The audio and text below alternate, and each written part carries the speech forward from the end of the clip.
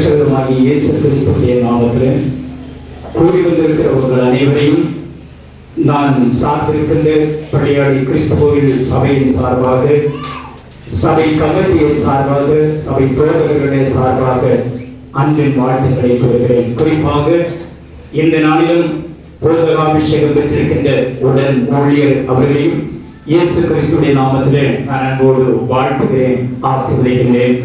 என்னும் இந்த கூட்டத்தில் கலந்து கொண்டு இருக்க தலைமையேற்றிருக்கிற போதகர், என்னும் மிஷனரி போதகர், என்னும் உடன் போதகர் அனைவரையும் இயேசு கிறிஸ்துவின் நாமத்திலே நான் அன்போடு வாழ்த்தி ஆசீர்வதிக்கின்றேன். நம்முடைய கரங்களில் இருக்கின்ற அந்த பேப்பர்ல போதகருக்கான செய்தி என்று சொல்லி போடப்பட்டிருக்கிறது. கிறிஸ்துவுக்குள் அன்பானவர்களே, நான் போதகாபிஷேகம் பெற்ற பிற்பாடு நான் இதுவரையிலும் எந்த கூட்டங்களிலும் யாருக்கும் செய்தி வழங்கும் வாய்ப்பு கொடுக்கப்படவில்லை. ஆனால் இந்த கூட்டத்திலே செய்தி அளிக்கக்கூடிய ஒரு வாய்ப்பு எனக்கு கொடுக்கப்பட்டிருக்கிறபடியினால் நான் அதை அன்போடு ஏற்று ஆண்டுடைய நாமத்தை மகிமைப்படுத்துகிறேன். ஒரு சிறிய வசனத்தை உங்கள் மேல் சொல்லி காட்ட விரும்புகிறேன். எபிரேயருக்கு எழுதின நிருபம் 5ஆம் அதிகாரம் அதனுடைய 4வது வசனத்தை எடுத்து வாசிக்கலாம். மேலும் ஆரோனை போல தேவனால் அழைக்கப்பட்டால் ஒழிய ஒருவனும் இந்த கனமான ஊழியத்துக்கு தானாய் ஏற்படுவதில்லை. மேலும் ஆரோனை போல தேவனால் அழைக்கப்பட்டால் ஒழிய ஒருவனும் இந்த கனமான ஊழியத்தை தானாய் ஏற்படுத்துவதில்லை. ஒரு நிமிஷம் கண்களை மூடி ஜெபிப்போம். எங்கள் அன்பு நல்ல தகப்பனே, மகிழ்ச்சி நிறைந்த மாலை பொழுதுக்காய் ஸ்தோத்திரம். இந்த வேளையிலும் முழு நேர ஊழியக்காரனாக அபிஷேகம் பண்ணப்பட்டிருக்கிற போதகருக்காய் ஆண்டவரை ஸ்தோத்திரிக்கிறோம். எத்தனையோ நெருக்கங்கள் பாடுகளை தாண்டி கடந்து வர உதவி செய்த ஆண்டவர் இந்த நாளிலே தம்முடைய மகனை அபிஷேகித்திருக்கிறீர். அப்பா, தொடர்ந்து வல்லமையாய் உங்களுடைய கருத்திற்கு பயன்படுத்தும். ஊழியர் போதகம் பெற்று ஊழியருக்காக ஆண்டவரை இந்த செய்தியை பகிர்ந்தளிக்கும் போது தேவரீர் எங்களுடைய மத்தியிலே கிரியை செய்யும்படியாய், நீ பேசும்படியாய், உம்முடைய நாமம் மட்டும் மகிமைப்படும்படியாய் ஜெபிக்கிறேன். தாழ்த்தி உங்களுடைய கருத்திலே தருகிறேன். ஆசீர்வதியும் இயேசு ரட்சகர் வேண்டுகிற நல்ல பிதாவே, ஆமென். இந்த பகுதி நாம் வாசித்து பார்க்கும்போது அப்போஸ்தலனாகிய பவுல் சொல்கிறார், எந்த ஒரு மனிதனும் ஆரோனை போல அழைக்கப்பட்டால் ஒழிய இந்த கனமான ஊழியத்தை தானாக செய்வதில்லை என்று சொல்லப்பட்டிருக்கிறது. கிறிஸ்துவுக்குள் அன்பானவர்களே, ஆண்டவருடைய கனமான ஊழியத்தை செய்ய வேண்டும் என்று சொன்னால் ஆண்டவருடைய அழைப்பு தேவை. ஆண்டவருடைய அழைப்பு இல்லாமல் இந்த கனமான ஊழியத்தை செய்து நிறைவேற்ற முடியாது, கடைசி வரை ஊழியத்திலே நிலைநிற்கவும் முடியாது என்று சொல்லி பரிசுத்த வேத புஸ்தகத்தின் மூலமாய் நாம் பார்க்கிறோம். ஆண்டவர் அழைத்து தெரிந்து கொண்டிருக்கின்ற மனுக்குலங்களை குறித்து நாம் வேதத்திலே வாசித்து பார்க்கும் போது அது நம்முடைய பார்வையிலே சற்று வித்தியாசமாக தெரியும். 1 கொரிந்தியர் 1ஆம் அதிகாரம் அதனுடைய 27, 28 வசனங்களிலே அப்போஸ்தலனாகிய பவுல் கொரிந்து திருச்சபைக்கு தன்னுடைய நிருபத்தை எழுதும்போது ஆண்டவர் தெரிந்து கொண்ட நபர்களை குறித்து நாம் பரிசுத்த வேதத்தில் வாசிக்கிறோம். ஆண்டவர் அழைத்து தெரிந்து கொண்ட மக்கள் எப்படிப்பட்டவர்கள் தெரியுமா? வாசித்து பாருங்கள். 1 கொரிந்தியர் 1ஆம் அதிகாரம் 27, 28 வசனங்கள். ஞானிகளை வெட்கப்படுத்தும்படி தேவன் உலகத்தில் பைத்தியக்காரர்களை தெரிந்து கொண்டார், அழைத்தார். ஞானிகளை வெட்கப்படுத்துவதற்கு தேவன் தெரிந்து கொண்ட பாத்திரங்கள் அழைத்தவர்கள் யார் தெரியுமா?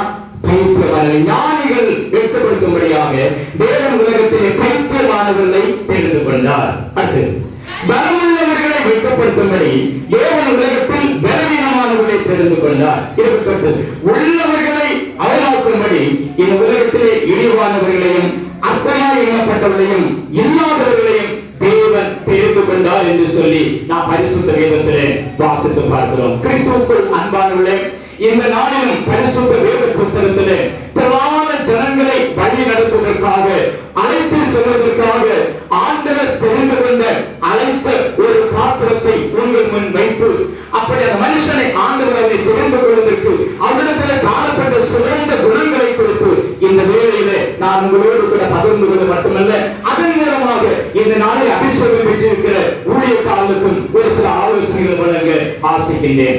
வாசிக்கலாம். யாத்திராகம புஸ்தகம் 3ஆம் அதிகாரம் 10வது வசனம்.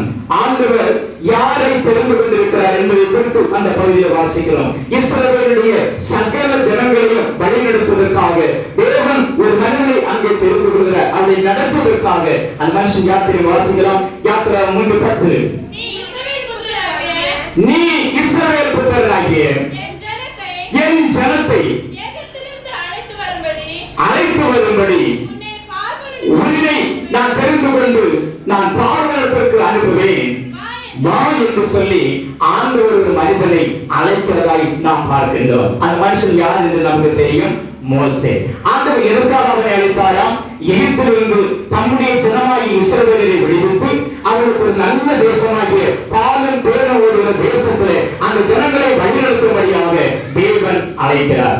அழைக்கிற அந்த மனுஷன், அந்த மோசே எப்படிப்பட்டவனா? கீழே செல்லும்போது ஆண்டவர் அழைப்பதற்கு சொல்கிறார், ஐயோ ஆண்டவரே, இந்த ஜனங்களை வழிநடத்துவதற்கு நான் எம்மாத்திரம்? அவரை ஏறாமே சொல்கிறார். அவன் எப்படிப்பட்ட ஒரு மனுஷன் தெரியுமா? திக்குவாயும் மந்தனாவும் உள்ள ஒரு மனுஷன். அந்த நாட்களிலே எத்தனையோ படித்த ஜனங்கள் இருந்தார்கள், எத்தனையோ கல்விமான்கள் ஞானவான்கள் இருந்தார்கள். ஆனால் அப்படிப்பட்ட ஞானவான்களையும் கல்விமான்களையும் வெட்கப்படுத்தும்படியாக இஸ்ரவேலின் சகல ஜனங்களையும் லட்சத்துக்கும் அதிகமான மனிதர்களை வழிநடத்தும்படியாக தேவன் தெரிந்து கொண்ட ஒரு மனிதன் யார்? திக்குவாயும் மந்தனாவும் உள்ள ஒரு மனுஷன், பேச தெரியாதவன். ஆனால் ஆண்டவர் அவனைத்தான் தெரிந்து கொள்கிறார். என் பேச தெரிந்தவர்கள் இல்லையா? நல்லவர்கள் இல்லையா?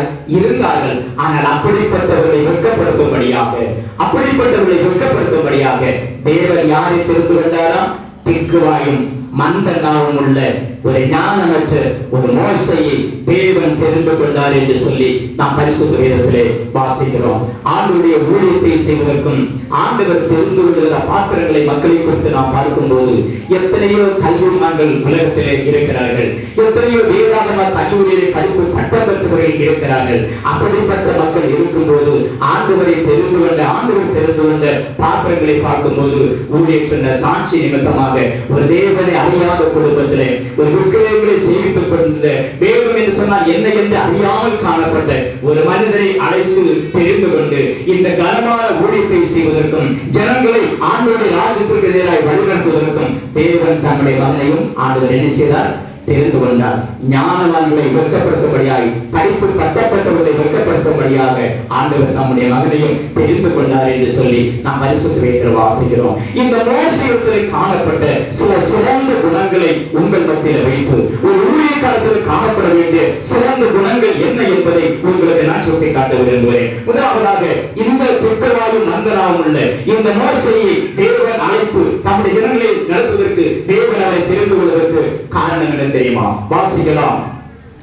யாத்திராகம புஸ்தகம் 2ஆம் அதிகாரம் 11-12 வசனங்கள். யாத்திராகம புஸ்தகம் 2ஆம் அதிகாரம் 11-12 வசனங்கள். மோசே பெரியவனான காலத்தில் அவன் தன் சகோதரரிடத்தில் போய் அவர்கள் சுமை சுமக்கிறதை பார்த்து தன்னுடைய சகோதரராகிய எபிரெயர் ஒருவனை ஒரு ஈர்க்கன் அடிக்கிறதை கண்டு அங்கும் இங்கும் பார்த்து ஒருவரும் இல்லை என்று அறிந்து எகிப்தியனை வெட்டி அவனை மணலிலே புதைத்து போட்டான் என்று சொல்லி நாம் பார்க்கிறோம். பாருங்க, இந்த மோசே குறித்து சற்று வித்தியாசமாக நாம் பார்க்கின்றோம். ஆண்டவர் இந்த மோசையை தெரிந்து கொள்வதற்கு ஒரு காரணம், தன்னுடைய ஜனத்தின் மேல் ஒரு அக்கறை கொண்டவன், கவலை கொண்டவன் என்று நாம் மோசையை நாம் பார்க்கிறோம். ஏன் தன்னுடைய ஜனத்தின் மேலே கவலை கொண்டவனா? தன்னுடைய எபிரெயர்கள், நம் இஸ்ரவேலில் ஒரு மனிதனை யார் அடிக்கிறதை கண்டால் தெரியுமா?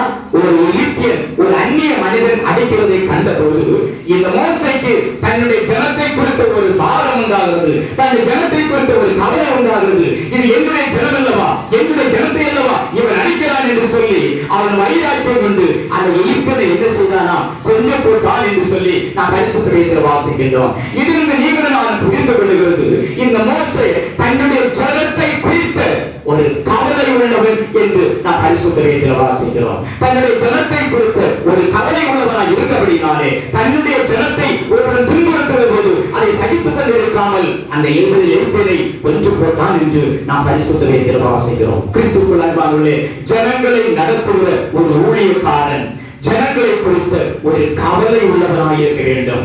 தன்னுடைய கருத்தில் கொடுத்திருக்கிற சபையை குறித்த ஒரு கவலை உள்ளவனாய் இருக்க வேண்டும் என்று சொல்லி நாம் பரிசுத்த வேதத்திலே தெளிவாய் வாசிக்கின்றோம்.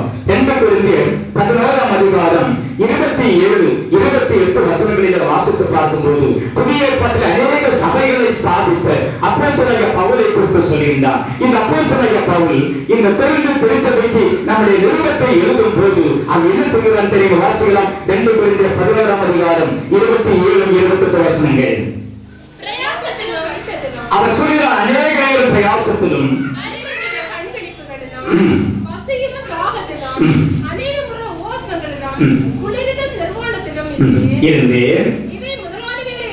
இவை முதலானவைகள் அல்லாமல் எல்லா சபைகளை குறித்த ஒரு கவலை என்னை நாள்தோறும் இருக்கிறது. பாருங்கள், சொல்கிறான், எல்லா சபைகளை குறித்த ஒரு கவலை என்னை நாள்தோறும் நெருக்குவது என்று சொல்கிறதை நாம் பார்க்கின்றோம். பாருங்கள், அவன் அநேக சபைகளை ஸ்தாபித்தவனான அப்படினால் அந்த சபைகளை குறித்த கவலை இந்த பவுலத்தில் இருக்கிறது. அதே போல ஒரு ஊழியக்காரனுடைய கருத்திலே ஒரு சபை கொடுத்திருக்கும் போது அந்த சபையை குறித்த, அந்த சபை ஆத்மாக்களை குறித்த ஒரு கவலை உடையவனாய் காணப்பட வேண்டும் ஒரு ஊழியக்காரன். என்னுடைய சபையிலே என்னுடைய கருத்திலே ஒரு சபை கொடுத்திருக்கிறது என்று சொன்னால் அந்த சபையை குறித்த கவலை, அந்த சபை குடும்பங்களை குறித்த கவலை, அந்த குடும்பத்தின் மக்களை குறித்த ஒரு கவலை எனக்கு இருக்க வேண்டும். இது ஊழிய காலத்தில் காணப்பட வேண்டிய ஒரு முக்கியமான பொறுப்பு. பவுல் சொல்லும் போது சபைகளை குறித்த ஒரு கவலை எனக்கு இருக்கிறது என்று சொல்கிறார். அப்படியானால் ஒரு ஊழிய காலத்துக்கு சபையை குறித்த கவலை வேண்டும், சபையில் உட்பட்ட மக்களை குறித்த ஒரு கவலை, ஆத்மாக்களை குறித்த ஒரு கவலை வேண்டும். ஆத்மா வாழ வேண்டும். எந்த ஒரு ஊழியக்காரனுக்கு ஆத்மா பாதம் இருக்கிறதோ அந்த மனுஷன் தான் ஆத்மா பாதத்தோடு ஊழியம் செய்ய முடியும், ஆத்மாக்களை சபையில சேர்க்க முடியும். இல்லைன்னு சொன்னா வந்தாவா போனா போயின்னு சொல்லி ஆத்மா பாதம் இல்லாதவரை விட்டு வருவார்கள். நம்முடைய ஆண்டவர் இயேசு கிறிஸ்து ஒரு அருமையான ஒரு சம்பவத்தை சொன்னார். லூக்கா சுவிசேஷம் 15ஆம் அதிகாரத்திலே காணாமல் போன ஒரு ஆடுகளை குறித்து சொல்கிறார். காணாமல் போன ஒரு மனிதனுக்கு 3 ஆடுகள் இருக்கிறது. ஒரு ஆடு காணாமல் போறது, இது 99 ஆடுகள் இருக்கிறது. அந்த மேற்பன் என்ன செய்ய தெரியுமா? பார்க்கிறான், காணாமல் போன ஆடு எந்த ஆடு தெரியுமா? அது ஒரு மோசமான ஆடு, அது மற்ற ஆடுகளை முட்டுகிற ஆடு, அது ஒரு மொண்டி ஆடு. அதனால ஒரு பிரயோஜனம் இல்லை. 1 போனா போயிட்டு நமக்கு 99 இருக்கிறேன்னு சொல்லி 99 ஆடுகளை கொடுத்து அவன் என்ன செய்யல? திருப்திப்படவில்லை. அந்த காணாமல் போன ஒரே ஆட்டை அந்த மேற்பன் தேடி சென்று அவன் கண்டுபிடித்து அந்த தொழில்நுட்பங்களை கொண்டு வருகிறதை பார்க்கிறோம். காரணம் என்னன்னா அந்த மேற்பனுக்கு அந்த ஆடுகளை கொடுத்த பாரம், கவலை. அது முந்தைய ஆளாக இருந்தாலும் சரி, அது மற்ற ஆடுகள் இருந்தாலும் சரி, முன்னவர்களை இடிக்கிற ஆளாயிருந்தாலும் சரி, பின்னால் அவர்களை சவுட்டுகிற ஆளாயிருந்தாலும் இப்படிப்பட்ட ஆடுகள் ஆடுகள் காட்டுறீங்களா? முன்ன ஆடுகளும் சில பரவாயில்ல பக்கத்தில் இருக்கிறவங்களை இடிக்கும். இப்படிப்பட்ட ஆடுகள் நம்ம இடிக்கிறார்கள், முட்டுதார்கள், சவுட்டுதார்கள். இந்த ஆடுகள் எல்லாவற்றையும் பராமரிப்பு கொண்டு போவதுதான் யாருக்கு வேலை? மேய்ப்பர்கள். அப்படியே ஒரு காணாமல் போகிற ஆடு ஒரு முட்டுகிற ஆடா இருந்தாலும், அது மோசமான இருந்த ஆண்டாலும் அந்த ஆட்டை குறித்த பாரம் உள்ளவனாக இருக்கிறபடினால அந்த மேய்ப்பன் என்ன செய்யறான்? அந்த ஆடை தேடி சென்று தொழுவத்தில் கொண்டு வருகிறார். அவன் ஆட்டை கொடுத்த கவலை உள்ளவன். ஒரு ஊழியக்காரன், ஒரு மேய்ப்பனும் ஆடுகளை கொடுத்த கவலை உள்ளவனாக இருக்க வேண்டும், பாரம் உள்ளவனாக இருக்க வேண்டும். ஒரு மனிதன் ஒரு நாளிலே சபையிலே வரவில்லை என்று சொன்னால் நல்ல ஒரு ஊழியக்காரன் என்ன செய்வோம் தெரியுமா? அந்த வீடு தேடி போவான். என்னையா உங்களை கழிச்சவார்கள் கோயிலுக்கு காணலையே, நீங்க எங்க போய் ஏன் வரையில? காரணத்தை கேட்டு அதுக்கு காரணத்தை விளக்கங்கள் சொல்லி, சரி அடுத்த வாரம் கட்டாயம் கோயிலுக்கு வாருங்கள் என்று சொல்லி அழைப்பான். யாரு? ஆத்மா பாரம் உள்ள ஒரு ஊழியக்காரன், ஒரு மேய்ப்பன். அவனுக்குதான் சபையை கொடுத்த பாரம் உண்டு, சபையை கொடுத்த அக்கறை உண்டு, கவலை உண்டு. இந்த மாதிரி பாருங்கள், தன்னுடைய ஜனத்தை குறித்த ஒரு பாரம் உள்ளவன், கவலை உள்ளவன். ஆகவே ஒரு மேய்ப்பன், அது ஒரு ஆடுகளை நடத்துவது, ஜனங்களை நடத்துவது ஒரு தலைவன், தேவன் தெரிந்து கொள்ள ஒரு பாத்திரம் எப்படிப்பட்டவனாக இருக்க வேண்டும்? ஜனத்தின் மேலே மந்தையின் மேலே அக்கறை உள்ளவனாய், கவலை உள்ளவனாய் இருக்க வேண்டும். மோசே அப்படிப்பட்ட அந்த ஜனத்தின் மேலே ஒரு கவலை உள்ளவனாய் காணப்பட்டான். எனவே தேவன் அவனை தெரிந்து கொண்டார் என்று பார்க்கிறோம். இரண்டாவதாக இந்த ஜனத்தை நடத்துவதற்கு தேவன் இந்த மோசேயை கொடுப்பதற்கு 2வது காரணம் என்ன தெரியுமா? வாசிக்கலாம்.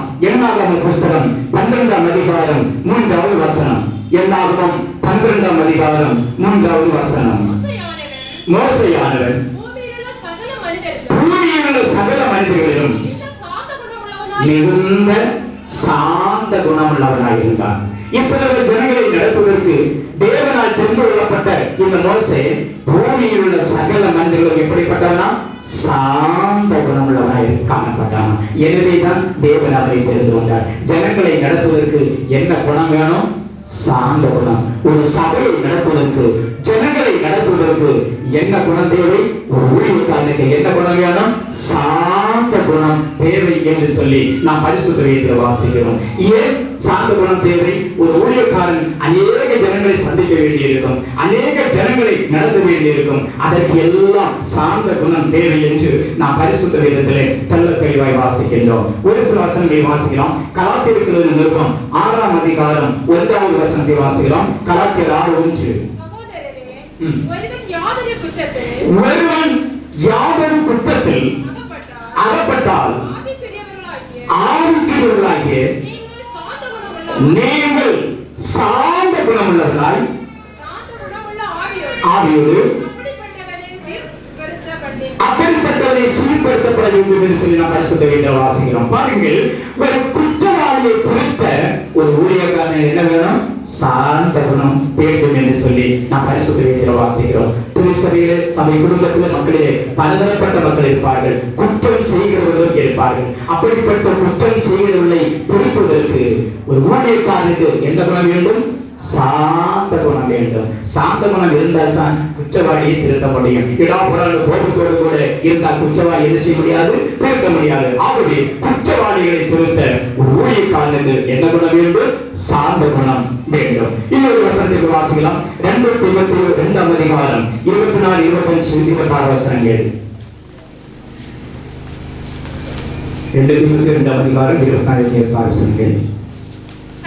ஒரு பின்மாற்றக்காரனை திருப்ப சாந்த குணம் வேண்டும் என்று சொல்லி நாம் பரிசுத்த வேதத்தில் வாசிக்கின்றோம். எபேசியர் 4ஆம் அதிகாரம் 2ஆம் வசனத்தை வாசிக்கும் போது ஒருவர் பாரத்தோடு சுமக்க சாந்த குணம் வேண்டும் என்று சொல்லி வேதத்தில் வாசிக்கிறோம். 2 தீமோத்தேயு 4ஆம் அதிகாரம் 2ஆம் வசனத்தை வாசிக்கும் போது கடிந்து கொண்டு புத்தி சொல்வதற்கு என்ன குணம் வேண்டும்?